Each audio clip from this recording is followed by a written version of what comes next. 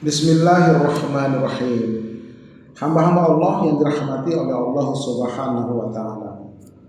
Kita lanjutkan kajian kita part yang ketiga, Nuqishal Hisab. Maksudnya sangat rinci hisabnya. Model hisab itu ada namanya bi ghairi hisab, tanpa hisab. Ada hisaban yasiro, dimudahkan hisabnya. Ada nuqishal hisab, sangat rinci hisabnya. Dan ada su'ul hisab, sangat buruk hisabnya. Nah, su'ul hisab sudah kita kaji pada pertemuan sebelumnya.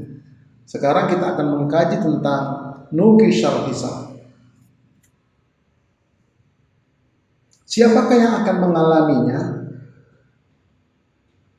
Yaitu muslim maksiat. Ini akan mengalami nuqishal hisab, sangat rinci ya. Muslim maksiat. Apakah kita termasuk di dalamnya? Nah, mari kita lihat. Kalau termasuk, kita harus bertobat. Yang dimaksud dengan nuqishal hisab itu adalah sangat rinci hisabnya. Hisabnya sangat keras. Jadi ditanyai satu persatu dengan suara agak sedikit keras. Rinci dia, satu persatu teliti sekali. Ada 3 model hisab disebutkan dalam hadis riwayat Imam Ahmad. An Abi Darda'i qol sami'tu Rasulullah sallallahu alaihi wasallam yaqul qala Allah azza wa jalla.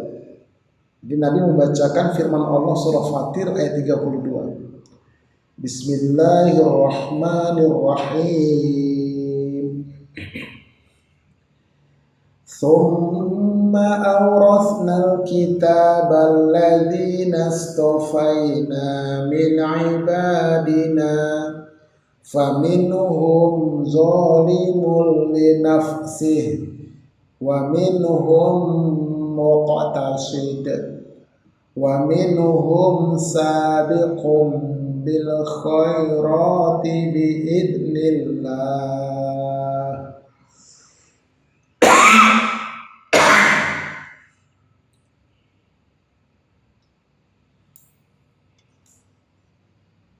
Kemudian kitab itu kami wariskan kepada orang-orang yang kami pilih di antara hamba-hamba kami.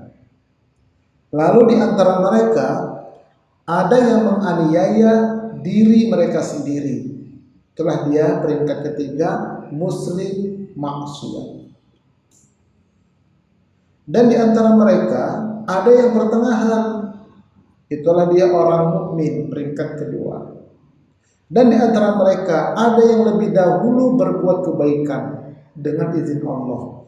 Itulah peringkat pertama, orang-orang muttaqi. Demikian disebutkan dalam tafsir. Fa'ammal ladzina sabaqu bil khairati faulaika alladzina yadkhulunal jannata bighairi hisab. Maka adapun orang-orang yang lebih dahulu mendahulukan kebaikan atau orang bertakwa, mereka itulah yang masuk surga tanpa hisab. Nanti kita bahas. Wa ammal ladzina qatasadu faulaika yuhasabuna hisaban yasira. Dan adapun orang-orang yang pertengahan, mereka itulah yang dimudahkan hisabnya. Nanti kita kaji.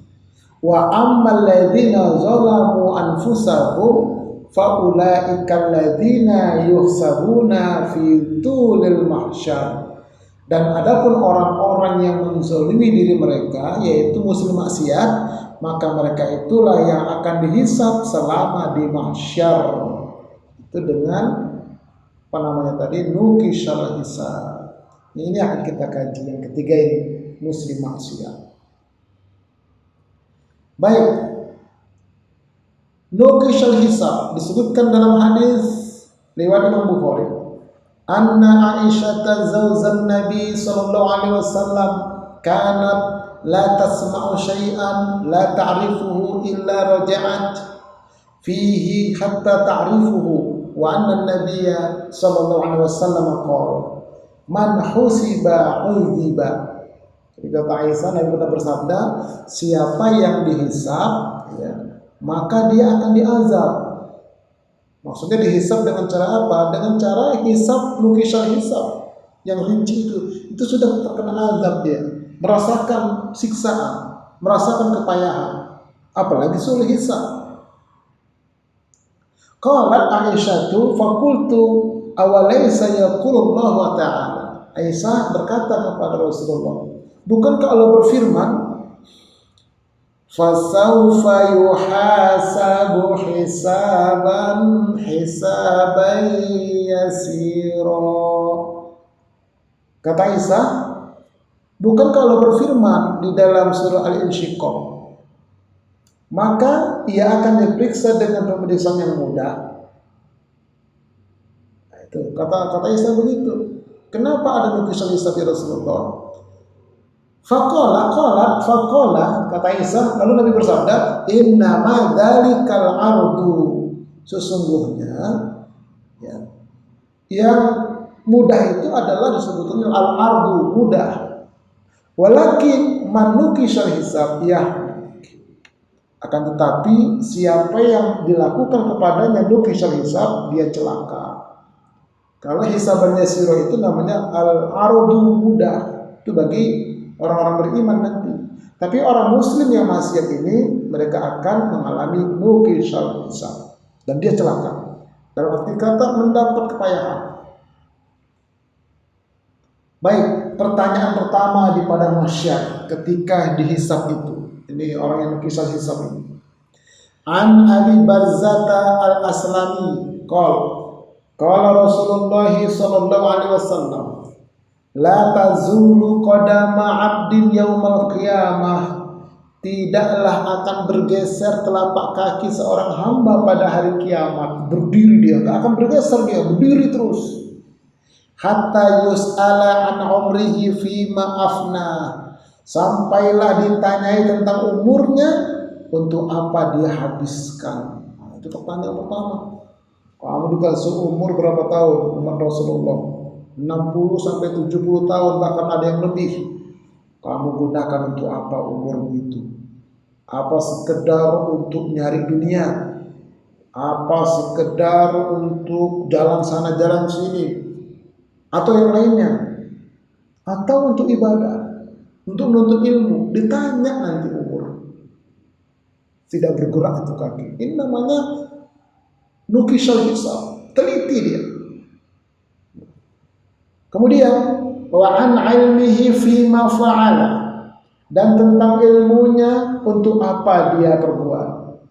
Kamu sudah belajar ilmu agama, untuk apa kamu amalkan? Apakah untuk mencari jabatan, ataukah untuk naik pangkat, ataukah untuk mencari dunia, menjual ilmu, atau untuk membimbing umat? Itu ditanya nanti di akhirat. Yang punya ilmu ditanya, apalagi tidak berilmu. Nah, ini ditanya, teliti dia. Kemudian wa'an malihi min aina iktasabahu wa fima anfaqahu, dan tentang hartanya, dari mana engkau dapatkan dan kepada apa engkau nafkahkan.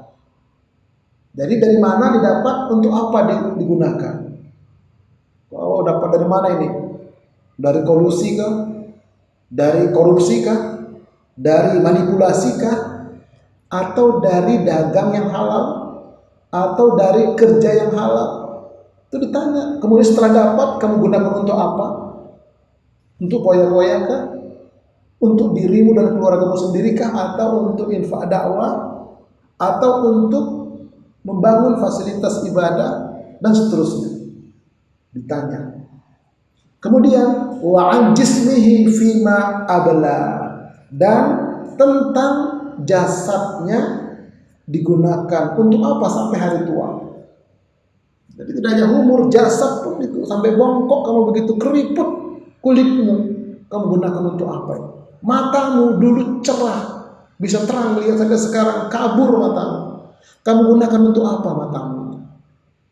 Tanganmu, kakimu, semuanya ditanya. jasad itu. Teliti satu persatu. Nah ini bagi siapa? Muslim maksiat. Kalau tidak bertaubat.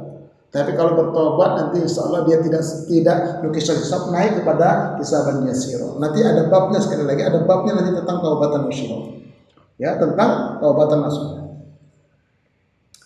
Baik, teknis nukishal hisab itu.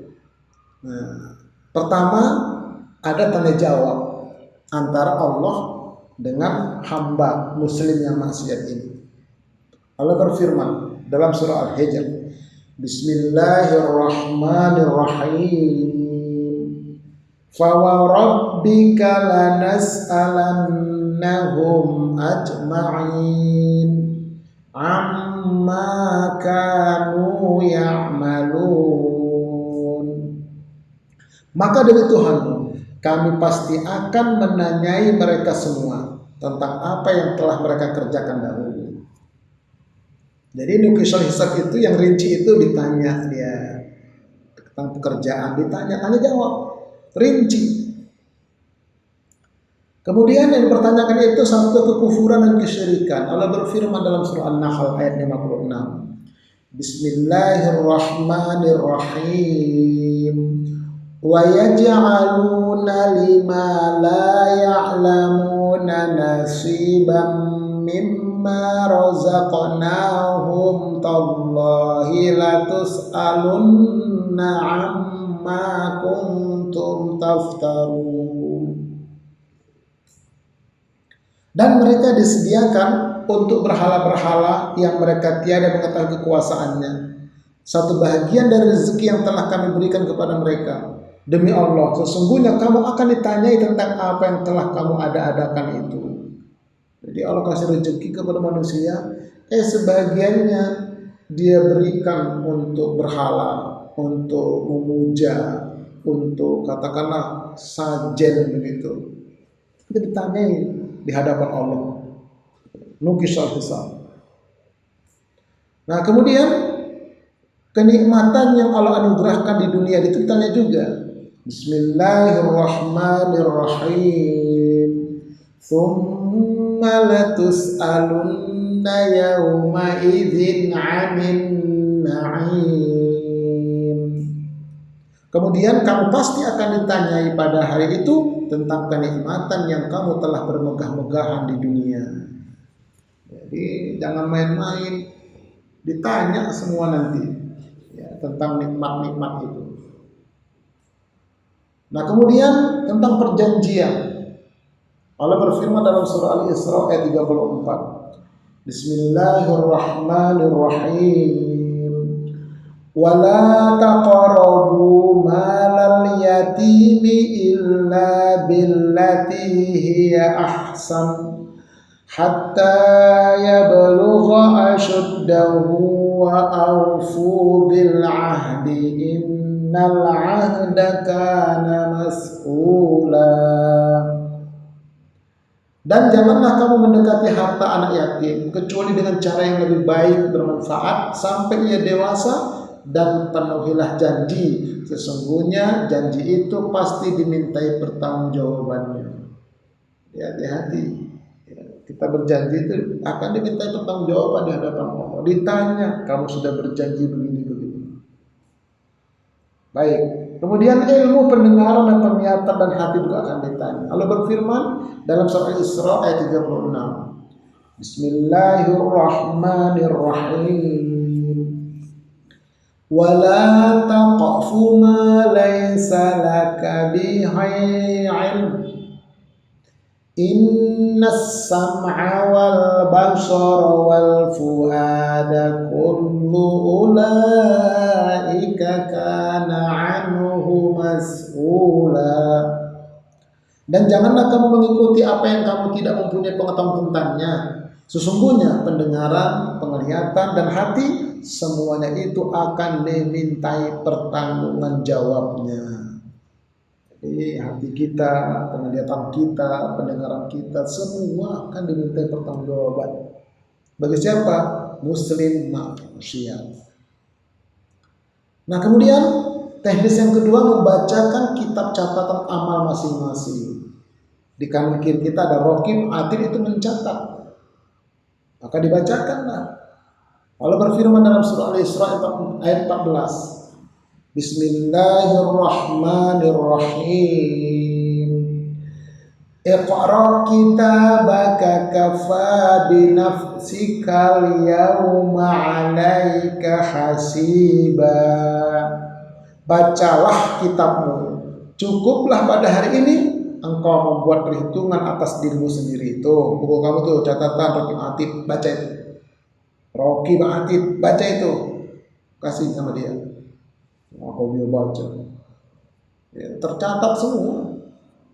Tuh, tanyain itu. Kemudian dalam surah Al-Anbiya, "Faman ya'mal minas solihati wa huwa mu'min fala kufrana li sa'yihi wa inna lahu katibun."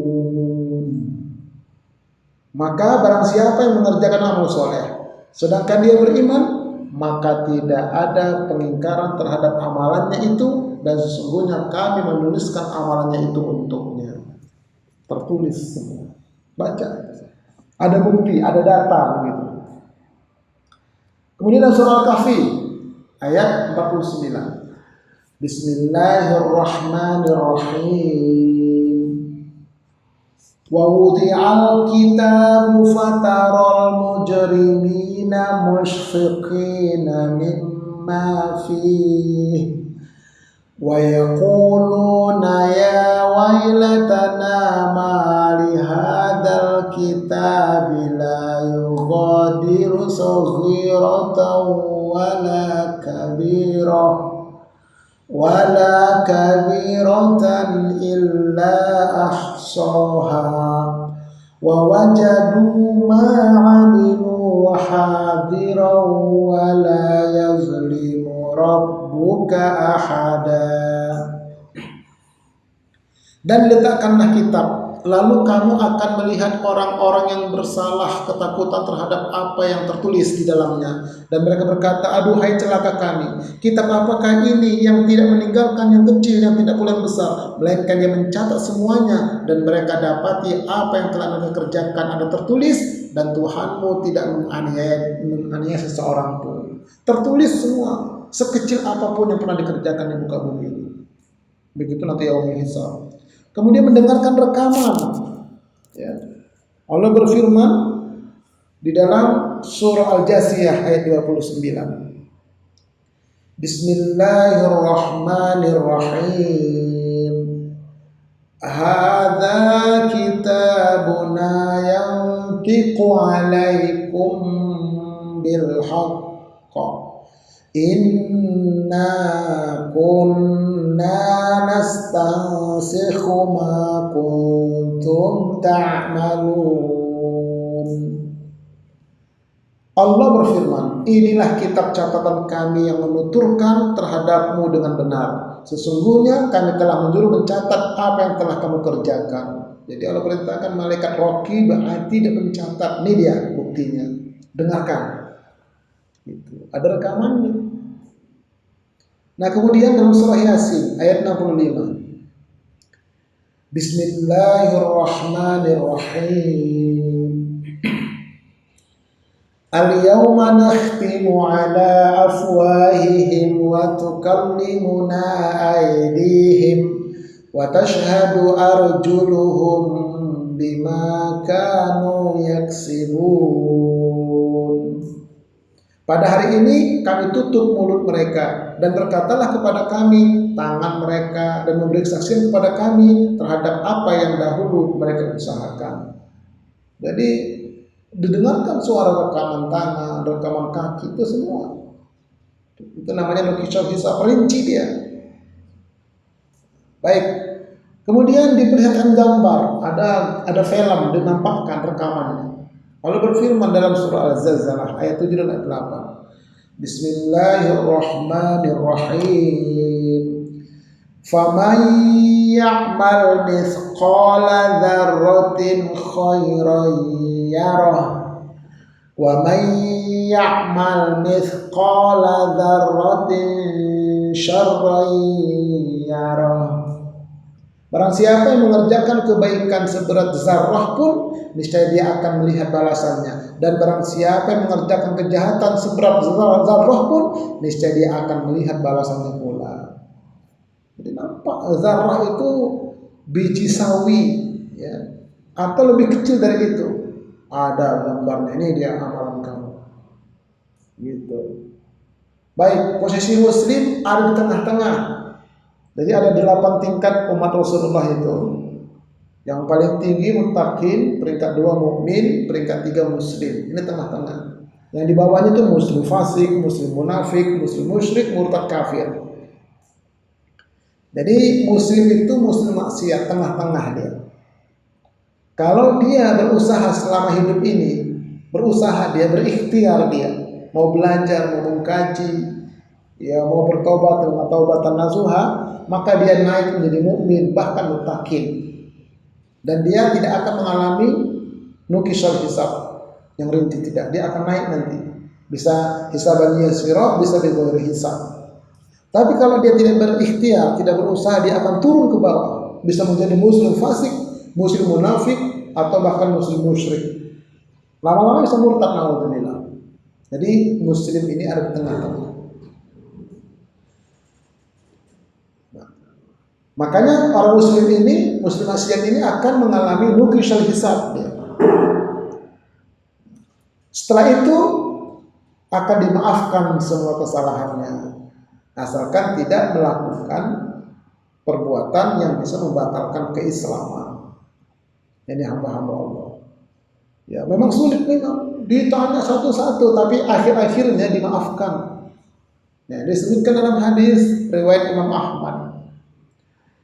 Wa ammal ladzina zalamu anfusahum, dan adapun orang-orang yang menzalimi diri mereka, muslim maksiat, fa ulaika alladzina yuhsabuna fi tulil mahsyar, maka mereka akan dihisab selama di mahsyar. Tsumma hum alladzina talafahum Allahu birahmatihi fahum alladzina yaqulun. Kemudian mereka, orang-orang itu Allah selamatkan dengan rahmat Allah. Maka mereka itu ketika itu membacakan firman Allah, Bismillahirrahmanirrahim. Alhamdulillahilladzi adhaba 'annal hazana inna rabbana laghafurun syakur. Alladzi ahallana daral muqamati min fadlih la yamassuna fiha nasabun wa la yamassuna fiha lughub. Segala puji bagi Allah yang telah menghilangkan duka cita dari kami. Sesungguhnya Tuhan kami benar-benar Maha Pengampun lagi Maha Mensyukuri, yang menempatkan kami dalam tempat yang kekal surga ini dari karunia-Nya. Di dalamnya kami tidak merasa lelah dan tidak pula kami merasa lesu. Surah Fatir 34-35. Jadi pada akhirnya muslim-muslim maksiat itu, setelah mereka dilakukan terhadap mereka nukisal hisab, rinci sekali, ya di bawah matahari yang sangat panas itu, akhirnya mereka dimaafkan oleh Allah. Nah, itu makanya muslim maksiat ini masih lumayan lah, cuma merasakan beratnya hisab itu. Baik, kemudian Allah berfirman dalam surah Ali Imran, Bismillahirrahmanirrahim. Innamastazallahumush syaitanu bi ba'di ma kasabu walaqad 'afallahu anhum. Hanya saja mereka dilincirkan oleh setan disebabkan sebagian kesalahan yang telah mereka perbuat di masa lampau, dan sesungguhnya Allah telah memberi maaf kepada mereka. Sesungguhnya Allah Maha Pengampun lagi Maha Penyantun. Jadi waktu di dunia muslim maksiat ini digelincirkan oleh setan, tapi tidak sampai batal akidahnya, tidak sampai kepada fasik, tidak sampai kepada munafik. Dia muslim maksiat. Oleh karena itu kata Allah dalam surah Ali Imran ayat 102, jangan mati setidak-tidaknya muslim. Allah berfirman, Bismillahirrahmanirrahim. Ya ayyuhalladzina amanu taqullaha haqqa tuqatih wa la tamutunna illa wa antum muslimun. Wahai orang-orang yang beriman, peringkat kedua, bertakwalah kepada Allah dengan sebenar-benar takwa, peringkat pertama, dan janganlah sekali-kali kamu mati melainkan dalam keadaan beragama Islam, peringkat ketiga. Kalau bisa mati mukmin, mati beriman, nanti hisabnya yasiro. Apalagi kalau bisa mati bertakwa, bil ghairi hisab, masuk surga. Tapi kalau tidak bisa, matilah muslim, maksudnya muslim maksiat itu. Nanti dimaafkan dia setelah nukisul hisab. Tapi jangan muslim fasik, muslim munafik jangan. Muslim musyrik apalagi, na'udzubillah min dzalik. Baik, dan berusaha menjadi muslim yang kafar supaya naik menjadi beriman bertakwa. Allah berfirman surah Al-Baqarah 208, Bismillahirrahmanirrahim. Ya ayyuhalladzina amanu udkhulu fis silmi kaffah wala tattabi'u khutuwatis syaitan innahu lakum aduwwum mubin. Hai orang-orang beriman, masuklah kamu ke dalam Islam secara keseluruhan dan janganlah kamu menturuti langkah-langkah syaitan. Sesungguhnya syaitan itu musuh yang nyata bagimu. Jadi menjadi muslim yang kafah agar menjadi orang beriman, naik kepada orang bertakwa. Baik, dengan cara menunaikan rukun Islam yang 5. Ini menjadi muslim yang kafah itu. Hadis riwayat Imam Muslim. Umar bin Khattab qala wa qala. Jadi Umar bin Khattab meriwayatkan hadis, Nabi bersabda, "Ya Muhammadu akhbirni 'anil Islam." Malaikat Jibril menyamar sebagai manusia di Masjid Nabawi berhadapan dengan Nabi, berkata, "Wahai Muhammad, kabarkan kepadaku tentang Islam." Kabarkan kepadaku tentang Islam. Faqala Rasulullah sallallahu alaihi wasallam, "Al-Islamu, Islam itu antashhada alla ilaha illallah wa anna Muhammadar Rasulullah sallallahu alaihi wasallam." Yang pertama, mengucap 2 kalimat syahadat. Syahadatain. Wa tuqimas shalah. Yang kedua, menegakkan salat. Wa tu'tiyaz zakah. Yang ketiga, menunaikan zakat. Wa tasuma Ramadan. Yang keempat, saum Ramadan. Wa tahujjal baita in istata'ta ilaihi sabila. Yang kelima, menunaikan haji ke Baitullah apabila kamu mampu mengadakan perjalanan ke sana. Qala sadaqta. Malaikat Jibril berkata, engkau benar. Inilah rukun Islam. Laksanakanlah 5 rukun ini, maka menjadi muslim yang kafah. Tentu dengan penjelasan, belajar terus. Nanti kita akan kaji tentang syahadatain, tentang sholat dan seterusnya. Baik, muslim maksiat ya dimaafkan oleh Allah karena kekhilafan, karena dosa kecil, karena dosa sedang, walaupun tidak sempat bertaubat dia dari dosa kecilnya, dosa sedangnya. Ya, tidak sempat dia bertaubat, maka di akhirat ketika dia mengalami nukisul hisab dimaafkan semua. Ini hamba-hamba Allah. Nah, adapun kalau sempat melakukan riya, syirik khafi, dosa besar, membatalkan keislaman, tidak taubat, tidak dimaafkan. Itulah muslim fasik, muslim munafik, muslim musyrik dan seterusnya. Tapi kalau muslim maksiat itu dimaafkan, nukisul hisab. Nah, mari kita lihat, mari kita melakukan muhasabah di dunia ini, kata Umar bin Khattab. Di dalam hadis riwayat Imam Tirmizi, Jadi Umar bin Khattab memberikan penjelasan tentang sabda Nabi. Ya. Apa kata Umar bin Khattab?